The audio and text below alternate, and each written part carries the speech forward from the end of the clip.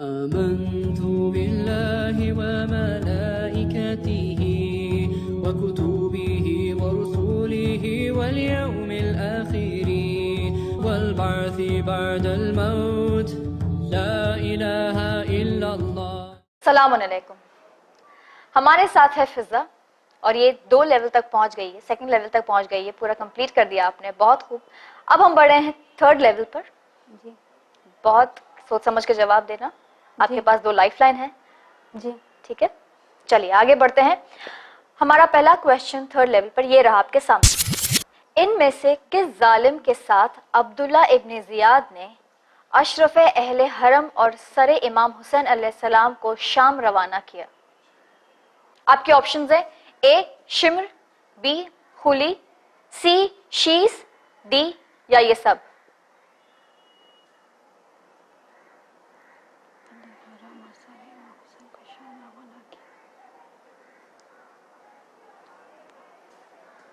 शेष इब्ने रबी के बारे में तो नहीं याद है, लेकिन शिम्र जिल जोशन के साथ रवाना किया था। अगर आप कंफ्यूज हैं फिजा तो आप लाइफलाइन का इस्तेमाल कीजिए, बिकॉज आप बहुत अच्छा जा रही हैं। शिम्र जिल जोशन और खुली दोनों हैं जिनके साथ मौला हुसैन अलैहिस्सलाम के सर को रवाना किया गया था, क्योंकि उसमें से एक ने इमाम हुसैन का सर लेकर मीन्स उसमें से चला गया था। जी, तो वो शख्स कौन है?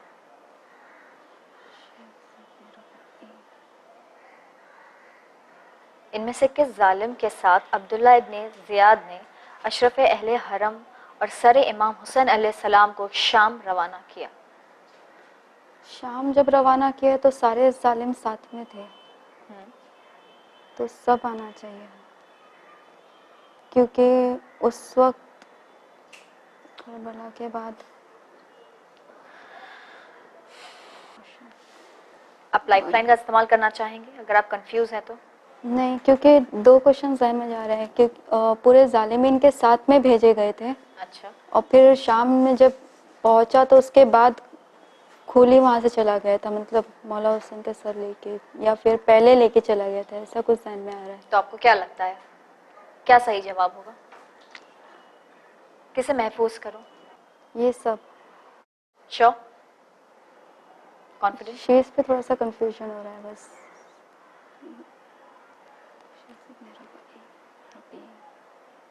ये सब कंप्यूटर डी ये सब को महफूज कर दीजिए और बताइए कि ये सही जवाब है या नहीं।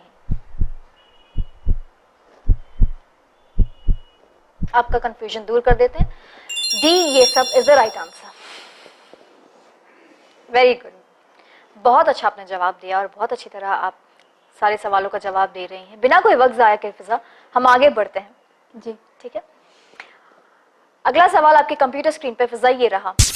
इनमें से किस चीज पर ज़कात वाजिब होती है? आपके ऑप्शंस हैं ए गेहूं, बी ऊंट, सी भेड़ बकरी या डी ये सब।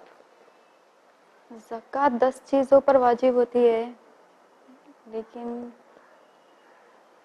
गेहूं है, ये सब। ज़कात वाजिब किस पर होती है? ऊंट पे, गेहूं पे, भेड़ बकरी पे या ये सब पर?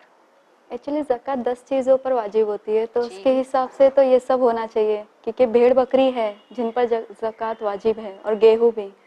लेकिन ऊंट पे कंफ्यूजन हो रहा है आपको? आपके पास 2 लाइफलाइन है।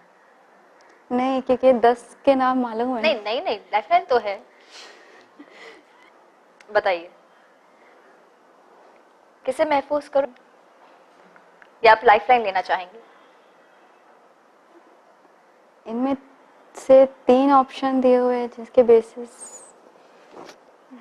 गेहूं और भेड़ बकरी तो है, ऊंट पे सवारी और पालने शायद। याद नहीं आ रहा आपको? जहन में कोई बात या वो लिस्ट आपको याद आ रही है?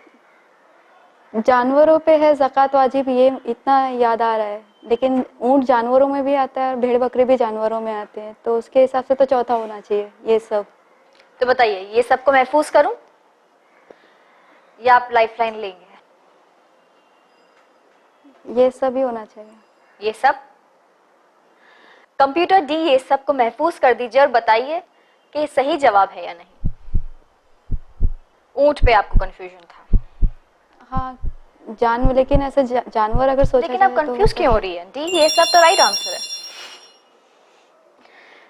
बहुत अच्छा आप जवाब दे रही हैं और बहुत बखूबी से आप आगे बढ़ी हैं फिजा। आई एम वेरी प्राउड, मुझे बहुत खुशी हो रही है। चलिए बिना कोई वक्त जाया करे फिजा, हम आगे बढ़ते हैं, ठीक है? चलिए, आपका अगला सवाल आपके कंप्यूटर स्क्रीन पर ये रहा। किस नबी ने पैगंबर की बशारत दी कि मेरे बाद एक नबी आएगा जिसका नाम अहमद होगा? आपके ऑप्शंस हैं, ए हजरत ईसा अलैहिस्सलाम, बी हजरत याह्या अलैहिस्सलाम, सी हजरत नूह अलैहिस्सलाम या फिर डी हजरत इब्राहिम अलैहिस्सलाम। हजरत नूह और हजरत याह्या तो नहीं है, और अहमद इंजील का एक नाम है। किस नबी ने ये पैगंबर की बशारत दी कि मेरे बाद एक नबी आएगा जिसका नाम अहमद होगा?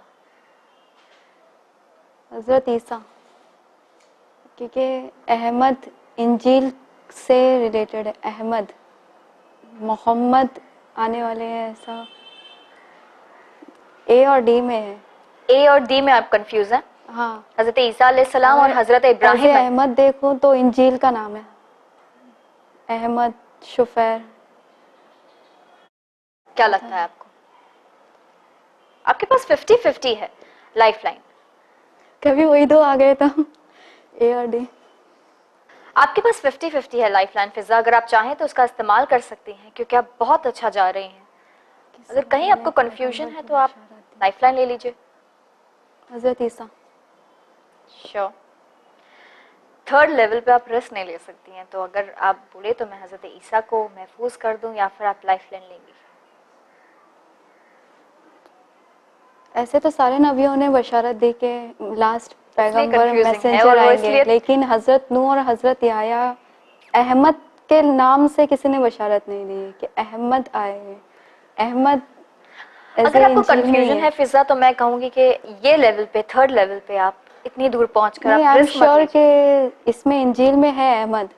इसके हिसाब से देखा जाए तो हजरत ईसा होना चाहिए, हजरत इब्राहिम तो नहीं। आप बताइए किसे महफूज करूं? हजरत ईसा, आर यू श्योर?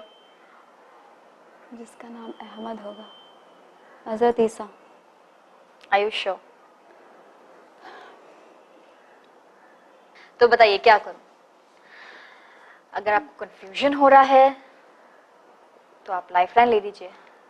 अगर आप कॉन्फिडेंट नहीं हैं, ईसा मसीह ने मतलब बताने के लिए कि मेरे बाद पैगंबर है, मैं खुदा का बेटा नहीं हूँ, अच्छा, इसके लिए उन्होंने ये मतलब बार बार बशारत दी कि मेरे बाद एक पैगंबर आएगा जिसका नाम ये होगा। तो वो कॉल के हिसाब से तो हजरत ईसा लग रहे हैं, लेकिन जो कि हर एक पैगंबर ने अपने अपने दौर में एक बशारत दी है और कि हजरत एक इब्राहिम, लास्ट प्रॉफिट। हाँ, हजरत इब्राहिम अलैहिस्सलाम, जिसमें आपको कंफ्यूजन है। हजरत इब्राहिम का मैंने कहीं हिस्ट्री में सुना नहीं है कि मतलब उन्होंने ये कहा है कि अहमद आएगा। तो बताइए क्या करूं? रिस्क, हजरत ईसा। कंप्यूटर ए हजरत ईसा अलैहिस्सलाम को महफूज कर दीजिए और प्लीज बताइए कि ये सही जवाब है या नहीं। Okay, third level, third question, इतने करीब। Fiza, Hazrat Isa is the right answer. Is the right answer. बहुत खूब, बहुत खूब। You are going very well Fiza, I am very proud. Thank you. आपका रिस्क निशाने पे लगा, आई मस्ट से। क्योंकि वेरी वेल। अहमद नाम कहीं और मैंने नहीं सुना है सिवाय इंजील के। जी, बहुत खूब। चलिए फिजा, अगले क्वेश्चन की ओर बढ़ते हैं। इमाम हसन अलैहिस्सलाम ने अमीर शाम से किस सन में सुलह फरमाई? आपके ऑप्शंस हैं, ए 32 हिजरी, बी 41 हिजरी, सी 57 हिजरी या फिर डी 48 हिजरी।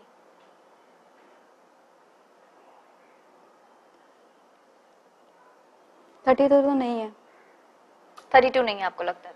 और 57 भी नहीं है। आपको लगता है 57 भी नहीं है? तो आप बी और डी में कंफ्यूजन? क्योंकि वक्त शहादत इमाम हसन की उम्र 47 इयर्स थी। तो आपको क्या लगता है? सुलह हसन 41 या 48 हिजरी में से कोई एक होनी चाहिए। 48 तो नहीं होगी क्योंकि ऑफ कोर्स 47 नहीं। इमाम हसन 41 अलैहिस्सलाम ने अमीर शाम के किस सन में सुलह फरमाए? 32 हिजरी, 41 हिजरी, 57 हिजरी या 48 हिजरी? क्या लगता है आपको?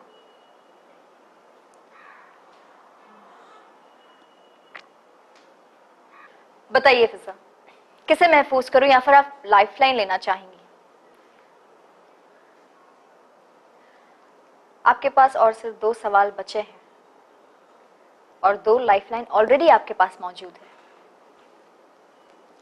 क्या लगता है आपको? Any guess? कंफ्यूजन? कोई वाकया याद आ रहा है आपको?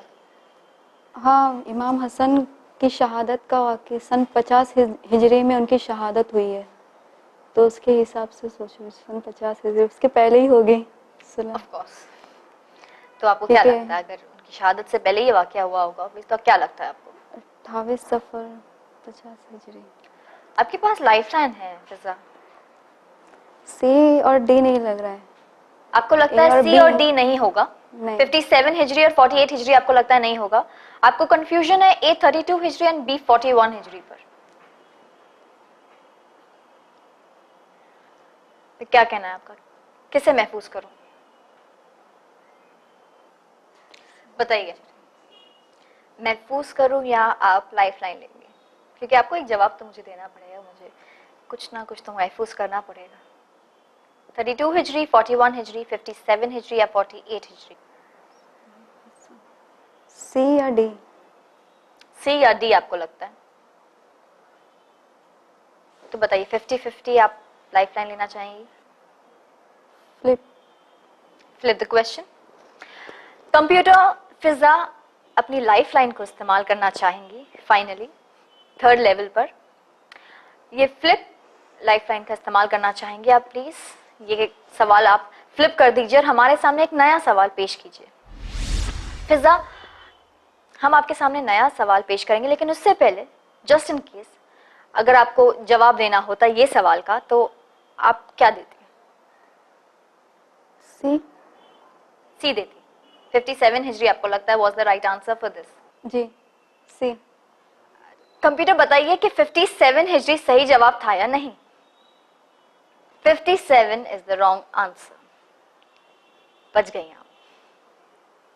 राइट आंसर है बी 41 हिजरी। बी 41 हिजरी was the last answer. But एक लाइफलाइन ने आपको बचा दिया, राइट? आप जो बोल रही थी कि लाइफलाइन और कंफ्यूज कर देता है, लाइफलाइन ने आपको बचा दिया।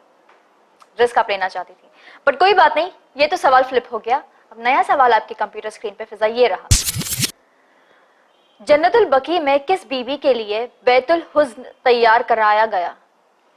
आपके ऑप्शंस है ए जनाबे खदीजतुल कुबरा, बी जनाबे मारिया कुतबिया, सी जनाबे फातिमा तो जरा सलवातुल्लाह अलैहा या फिर डी जनाबे हाजरा। जन्नतुल बकी में किस बीबी के लिए बैतुल हुस्न तैयार कराया गया? बी और डी तो नहीं है। बी या डी तो नहीं है, आपको लगता है ए या सी होगा? सी। सी श्योर? आपके पास और एक लाइफलाइन है। सी। सी कॉन्फिडेंट? आपने पढ़ा है कहीं? हाँ, बाद वफात रसूल खुदा जब रोने के लिए पाबंदी लगाई गई थी बीबी फातिमा ज़हरा पे, तो मौला अली ने शहर से दूर जन्नतुल बकी में बैतुल हुस्न तैयार किया था। तो सी जनाबे फातिमा तो ज़हरा सलवातुल्लाह अलैहा को महफूज कर दो। कंप्यूटर जनाबे फातिमा तो ज़हरा सलवातुल्लाह अलैहा को महफूज कर दीजिए और बताइए कि सही जवाब है या नहीं। जनाबे फातिमा तो ज़हरा सलवातुल्लाह अलैहा इज द राइट आंसर। मैं बहुत खुश हूँ कि आप बहुत खूबी से आप सब सवालों का जवाब दे रही हैं। आई एम वेरी हैप्पी। चलिए अगले सवाल की ओर बढ़ते हैं।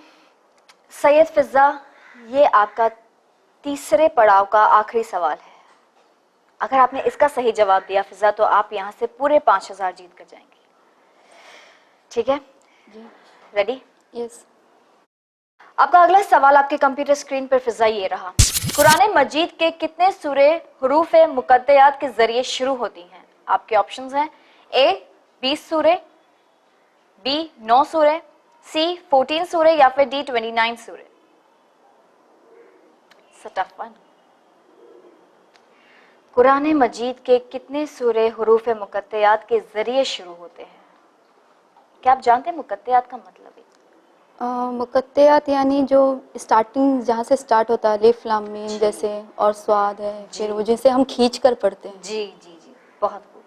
तो क्या लगता है आपको, 20 सूरे, 9 सूरे, 14 सूरे या फिर 29 सूरे?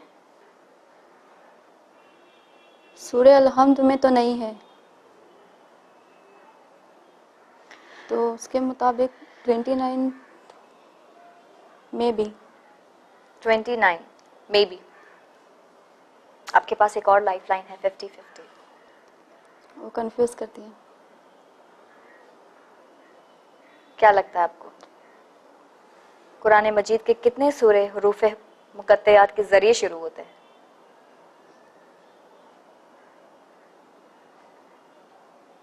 एकदम ध्यान से सोच के अगर आपने ये सही जवाब दिया फिजा तो आप यहाँ से 5000 जीत कर जाएंगी।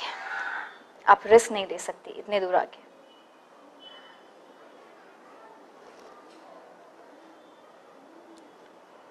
बी और सी तो नहीं है।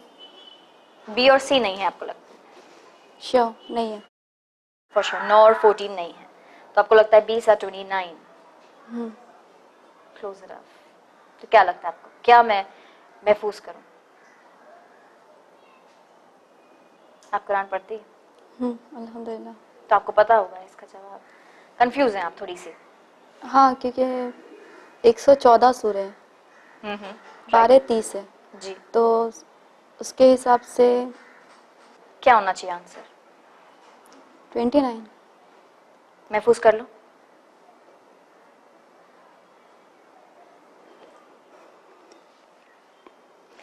ट्वेंटी 29 महफूज कर लो फिजा। जी। ओके, कंप्यूटर D29 सूरे को महफूज कर दीजिए और प्लीज बताइए कि ये सही जवाब है या नहीं।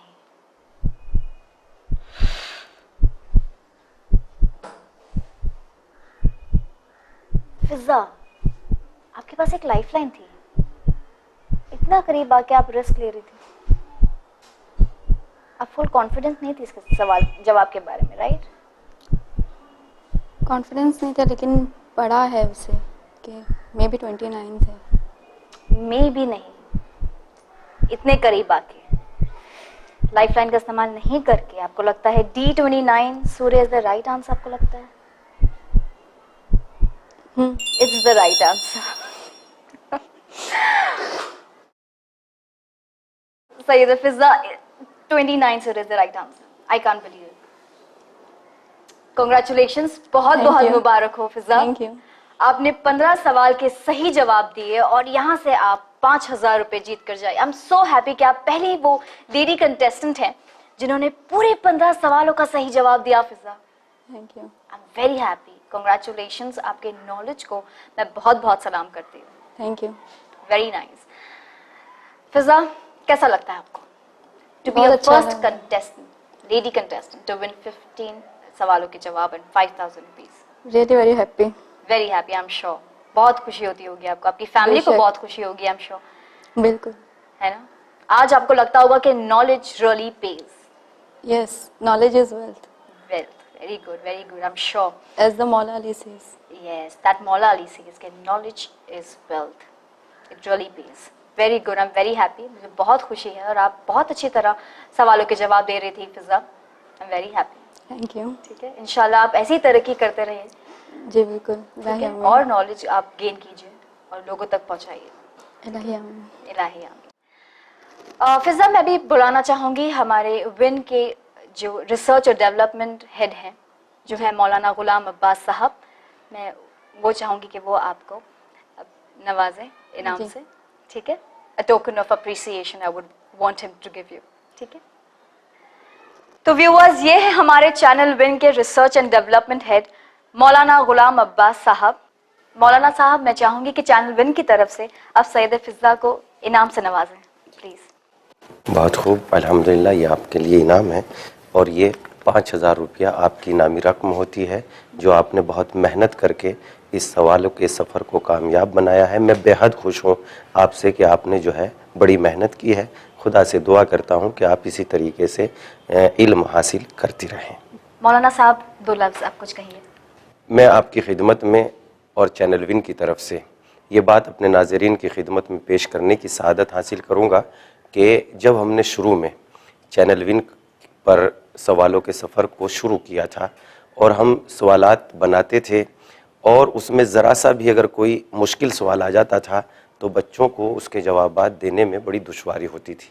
शुरू में तो हमें भी बहुत दुश्वारी हुई कि आखिर, अब ये मैं नहीं कह सकता कि बच्चों में इतना शौक़ ये प्रोग्राम देखने की बुनियाद पर हुआ है या बच्चों में चैनल विन जो घर घर जा रहा है इस प्रोग्राम देखने की बुनियाद पर मेहनत करने का शौक़ पैदा हुआ है। लेकिन आज जब हम इस सवालों के सफ़र की शूटिंग करते हैं तो बच्चे बहुत आसानी के साथ बड़े बड़े सवालों के जवाब दे जाते हैं।